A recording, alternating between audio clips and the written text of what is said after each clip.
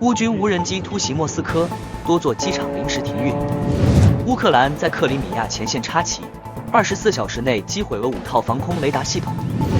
英德签肯辛顿条约组新战线，乌克兰赢最大防空武装潮。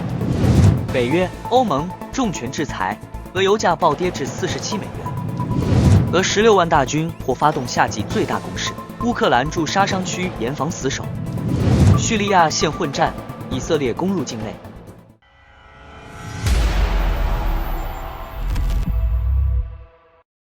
当地时间7月18日凌晨，乌克兰无人机编队对莫斯科及多地发起突袭，战火首次深入俄首都核心地带。据俄媒与开源情报渠道消息，乌军出动超70架无人机，突破俄防空网络，袭击包括莫斯科市中心、莫斯科城商务区、库宾卡爱国者公园及周边地区在内的多个目标。爆炸发生时，距离克里姆林宫仅 4.5 公里。爱国者公园是俄最大的军事主题综合园区，象征俄罗斯军事力量与苏联胜利历史。此次遭袭象征意义重大。除首都核心区域，莫斯科郊区的克拉斯诺戈尔斯克、西姆基、夏诺夫哥罗德、杰尔任斯克等地也传出爆炸与无人机飞行的目击报告。杰尔任斯克为俄重要弹药产区，有多家军工厂，当地出现爆炸及断网现象，但俄方未回应是否造成火灾或损失。此次空袭一度造成莫斯科3大机场弗努科沃、茹科夫斯基和多莫杰多沃临时关闭，航班起降暂停，民航系统受到冲击。尽管俄国防部宣称机场已恢复运营，但大量航班仍出现延误与旅客滞留。俄国防部称此次共击落73架乌军无人机，其中10架在莫斯科地区被拦截。市长索比亚宁则称2架无人机在首都外围被摧毁，双方表述略有差异。防御者情报称，这次袭击是乌克兰近期对俄境内发动的又一轮大规模无人机战的一部分，目标涵盖军事与工业设施。仅在当晚4小时内，乌方无人机已在布良斯克、克里米亚、夏诺夫哥罗德等空域活动频繁。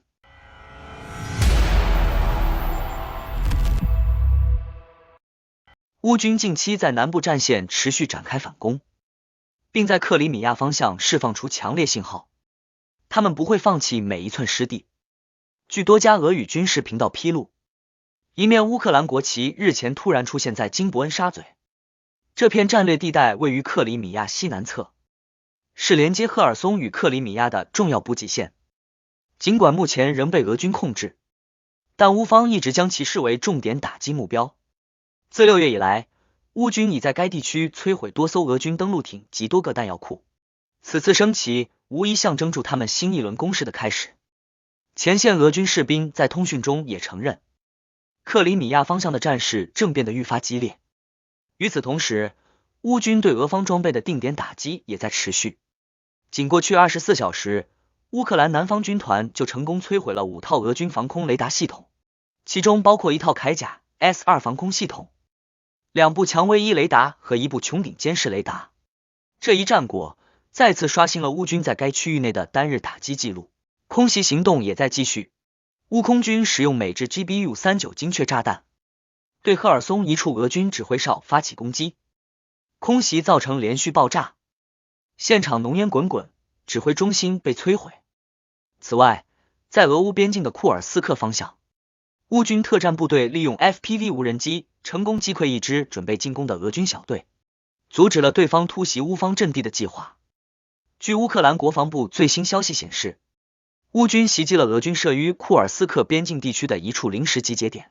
情报显示，俄军试图利用密林和掩体对部分装甲运兵车和后勤车辆进行伪装，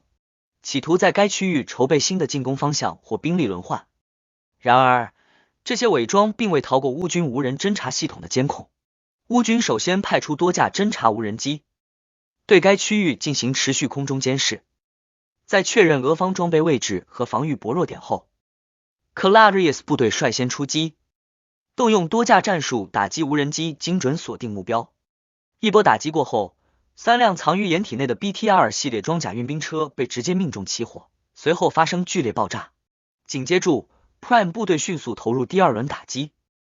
针对周边的俄军后勤支援车辆进行清除，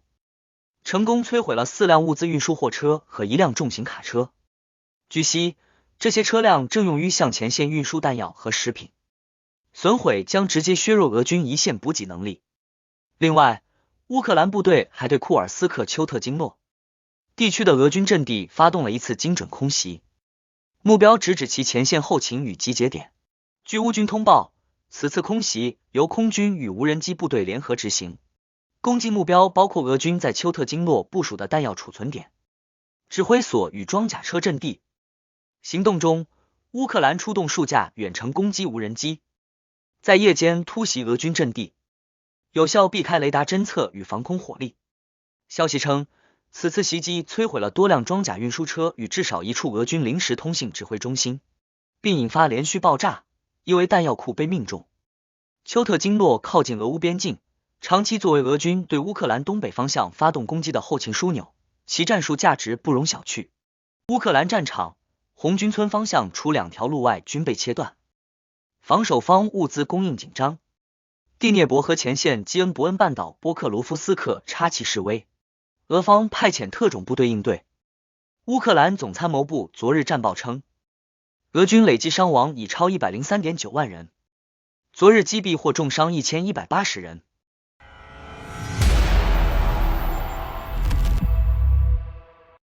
军援方面，美国驻北约大使惠特克表示，特朗普政府正按计划加快向乌克兰运送美国武器，北约成员国正讨论向乌转移库存武器。德国总理默茨确认，乌克兰将在未来几周获得来自欧洲及东欧国家的爱国者防空系统及大规模远程武器支持。捷克主导的炮弹联盟效果显著，截至7月已向乌交付85万枚炮弹，其中155毫米口径炮弹达32万枚，远超4月底交付量，助力乌军弹药供应充足。比利时国防部长西奥·弗兰肯宣布，将提供 1.4 亿欧元支持乌克兰防空系统，且其空中客车 A400M 运输机将协助乌克兰后勤保障。正在英国访问的德国总理默茨明确表示，德国将再次向乌克兰提供爱国者防空系统，当前只是在等待技术与运输细节敲定。他强调，这只是时间问题，也许是几天，也许是几周，但协议非常具体。原计划是德国从美国采购2套爱国者系统，每套约10亿欧元，随后直接交付乌克兰。但由于供应延迟，德国决定先从本国联邦国防军库存中调拨2套现役系统，后续由美国提供替代品。目前，德国与英国已成为对乌军事支持的主要领导国。此次援助不仅是对乌克兰的实质支持，也意味着英德在欧洲防务格局中的主导角色进一步加强。日前，德国和英国签署了被称为肯辛顿条约的合作协议。这个象征性的时刻，不仅宣告着英德关系翻开新篇章，也意味着一个欧洲自主防卫的新框架正悄然成型。签约的选在维多利亚与阿尔伯特博物馆，这对英德联姻象征黄金年代的场所，如今再次见证两国走向战略协作。德国总理和英国首相的会晤，被形容为欧洲安全架构发生深刻转变后的必要之举。这份条约涉及从防务合作到学术交流的广泛领域，尤其在安全方面提出关键内容。如果仁伊缔约方遭遇武装攻击，另一方将提供包括军事手段在内的支援。尽管这与北约第5条内容类似，但在美国立场日益不确定的今天，欧洲盟国之间强化双边承诺显得格外重要。更引人注意的是，这场新合作并非孤立事件。就在1周前，法国总统马克龙也前往伦敦，与英方签署打击非法移民与防务协作的新协议。三国之间的连线正在形成一个伦敦、巴黎、柏林新三角，强化欧洲在无美国主导下的战略自主性。德法英不仅在核威慑上谋求协调，法国更首次在意向层面上向英国开放其渐进和打击策略。未来，一旦欧洲本土遭遇严重威胁，对手必须面对来自法英双核打击系统的联合回应。此外，德国也有意加强情报交流与文化软实力输出，记住英国在全球的影响力，重塑欧洲形象。英国首相斯塔默更在私下推动构建欧洲自愿联盟，为乌克兰局势寻找新解法。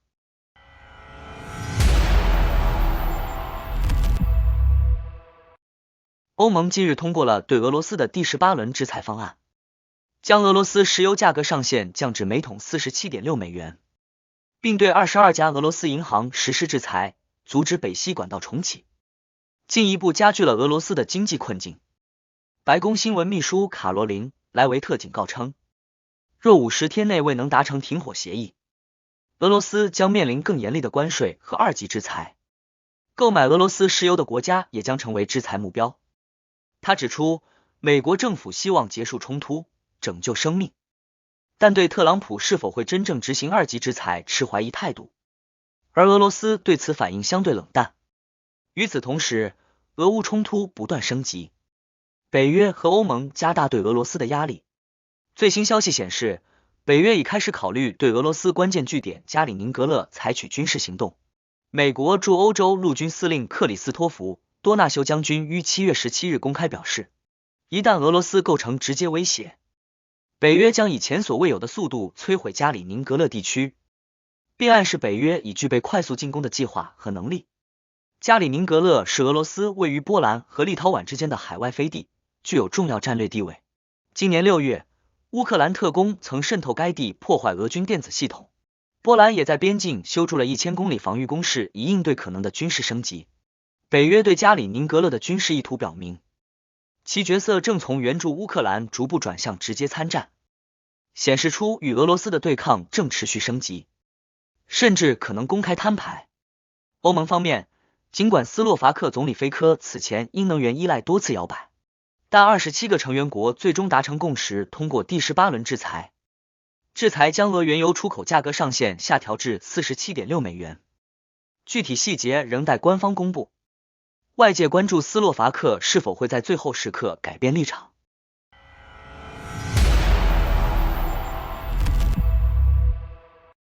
据悉，俄罗斯或将在未来数天或几周内发动一场自全面战争爆发以来最大规模的夏季攻势，预计动员兵力多达16万。不过，这一计划目前尚未获得乌克兰方面的正式确认，也受到不少外界分析人士的质疑。从6月以来，俄军已对苏梅、第聂伯罗等方向展开数次强攻，但收效甚微，并未实现实质性突破。尽管俄军集结迹象频现，战场仍呈现胶著态势。若俄军真要全面进攻，如何调动和保障如此规模的部队，将是一大考验。乌克兰方面也在不断完善防御体系。根据美国战争研究所消息，乌军在前线大规模部署无人机，并设立了半径达10公里的杀伤区，对俄军装甲目标实施高效打击。未来，这一无人机作战范围甚至可能扩大至40公里，使俄军的推进和重装备使用面临极大困难。与此同时，乌克兰无人机部队将远程无人机改装为火力打击平台。新型 E-300 Skyranger 无人机挂载 FAB-250M54 航空炸弹及120毫米迫击炮弹，大幅提升战力。乌克兰新任国防部长丹尼斯·史米哈尔承诺，6个月内将国产武器在前线使用比例由 40% 提升至 50%， 并推动国防部高效透明运作，誓言赢得战争，阻止未来冲突。另外，无人机技术已成为俄乌战争的重要战力支柱。乌军更计划将战场变成实战试验场。基辅最新通过的法案，允许外国军工企业在前线测试武器，既能满足乌军换装需求，又为军火制造商提供实战反馈。值得注意的是，美国可能将与乌克兰达成一项武器互购协议，华盛顿将采购乌方无人机，作为基辅购买美制装备的部分回报。这样一来，乌克兰将通过以武易武的方式实现军备升级，部分资金则可能来自欧洲援助或被冻结的俄方资产。外交层面，俄罗斯正式拒绝了美国最新提出的乌克兰战争停火最后期限。外交部发言人扎哈罗娃在回应中直言，特朗普设定的50天期限不可接受，并指责美方一边提停火，一边不断向乌克兰输送武器，做法自相矛盾。扎哈罗娃批评称，美国近日还宣布加码对俄制裁，特别是限制俄罗斯石油出口的措施，这实际上是在打着和平名义继续拱火。而特朗普方面刚刚高调表态，如果谈判没有实质性进展，他将对乌提供新一轮军事支持。尽管俄方一再声称愿意对话，但在战场上，俄军攻势仍在升级，和和平意愿形成强烈反差。